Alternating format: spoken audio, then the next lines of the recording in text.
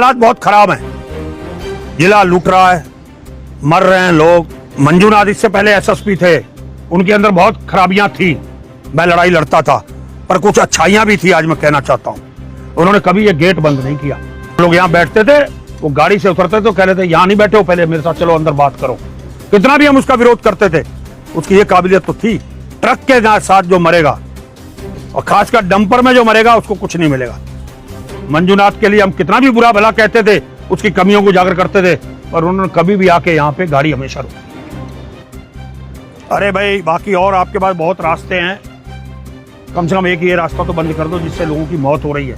चलो बाकी रास्तों से तो कोई मौत नहीं हो रही, जो हो रहा है हो रहा है।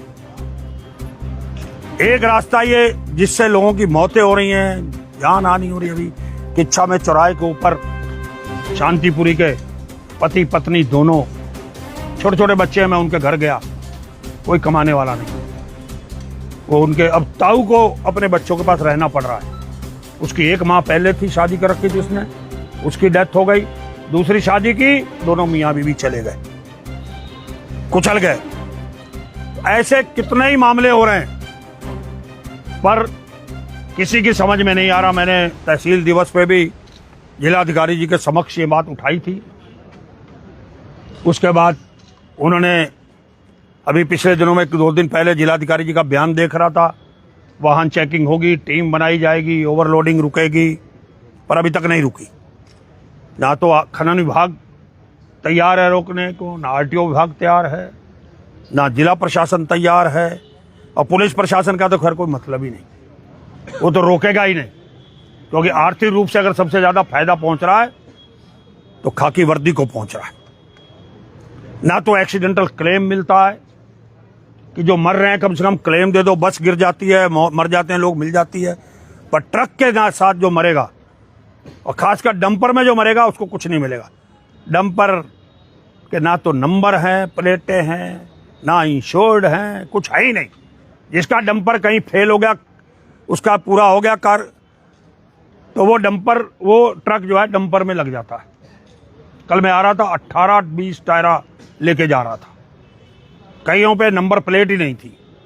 मैंने खुद बनाई, वीडियो डाली, पर कोई सुनने वाला नहीं है भैया, कोई सुनने वाला नहीं। या तो मौतें देखते रहो। आज मैंने सांकेतिक बुलाया था, आप सब लोग आ गए, इतने लोग आए, कुछ लोग चले भी गए। ये हमारी आज से सांकेतिक लड़ाई शुरू हुई है। पर अगर भैया क्षेत्र को बचाना है, अभी मेरे पास फोन आया कल, किसान का फोन आया कि हमारे तो खिलाफ एफआईआर लिखी जाती, या तो निकलने दो, खनन माफिया एफआईआर करा देते हैं, पुलिस के माध्यम से खींच के थाने लाते हैं, किसान को कहते हैं तू अब कुछ नहीं रोकेगा, इसका माल निकलने दो। ऐसी 5-6 एफआईआर भी आज मेरे पास आ जाएंगी, जो पुलिस ने लिखी हैं किसानों के खिलाफ। तो ये हालात बहुत खराब हैं। जिला लूट रहा है, मर रहे हैं लोग, कोई बोलने वाला नहीं। रोज एक्सीडेंटल केस हो रहे हैं। तो ये लड़ाई लड़नी पड़ेगी आज, क्योंकि हमारा 11/1 का धरना था। और मंजूनाथ इससे पहले एसएसपी थे, उनके अंदर बहुत खराबियां थी। मैं लड़ाई लड़ता था, पर कुछ अच्छाइयां भी थी। आज मैं कहना चाहता हूं, उन्होंने कभी ये गेट बंद नहीं किया। इनको शर्म नहीं आती इस कप्तान को। हम लोग यहाँ बैठते थे, वो गाड़ी से उतरते तो कह रहे थे यहाँ नहीं बैठे हो, पहले मेरे साथ चलो अंदर बात करो। कितना भी हम उसका विरोध करते थे, उसकी ये काबिलियत तो थी। भागते नहीं थे वो, ये तो भाग जाते हैं। उस दिन भी भाग गए, आज भी भाग गए और बंद कर दिया। संघर्ष करो, शर्म आनी चाहिए, शर्म आनी चाहिए ऐसे कप्तान को, जो जनप्रतिनिधियों के जनता से बात ना करे। ऐसे अफसर बैठा दिए गए हैं जिलों में, कम से कम आते, बात करते। मंजूनाथ के लिए हम कितना भी बुरा भला कहते थे, उसकी कमियों को उजागर करते थे, पर उन्होंने कभी भी आके यहाँ पे गाड़ी हमेशा रोकी, या अंदर से निकल के आए। ये तो गेट ही बंद कर दिए। हमने कहा था हमारा 2 घंटे का अंदर थोड़ी घुस रहे हैं। कोई नहीं, संवेदन खत्म हो गई। इनको तो मर्डर हो जाए, उसमें से ढूंढते हैं क्या मिलेगा। अब ये डबल मर्डर हुआ है ना, उसमें भी तलाशे जा रहे हैं मामले। मैं बहुत जल्दी प्रेस करूंगा, मेरे पास बहुत सारे प्रूफ आ गए हैं उसमें, पैसे लेने के, कहां से पैसे की उगाही हो रही है। प्रमाण है, प्रमाण। स्टोन क्रशरों से लेकर किसको किसको घसीटा जा रहा है, अभी लाऊंगा वो भी चीजें आपके सामने। ऐसे जिंदाबाद, इनको तो पैसा चाहिए, पैसा। जमीन हो तो पैसा चाहिए, किसी का झगड़ा जमीन का हो तो चाहिए। गणेशपुर जमीन का झगड़ा हो, बीजेपी के नेता जेल चले गए, दूसरी पार्टी से पैसा चाहिए। जसपुर ब्लॉक प्रमुख हर्ष फायरिंग कर दे, उसमें पैसा चाहिए। एक रुद्रपुर का व्यापारी उसकी बहू परिवार की अपने घर में फंक्शन में हर्ष फायरिंग कर दे, उसमें पैसे ले लिए। किसी को छोड़ ही नहीं रहे।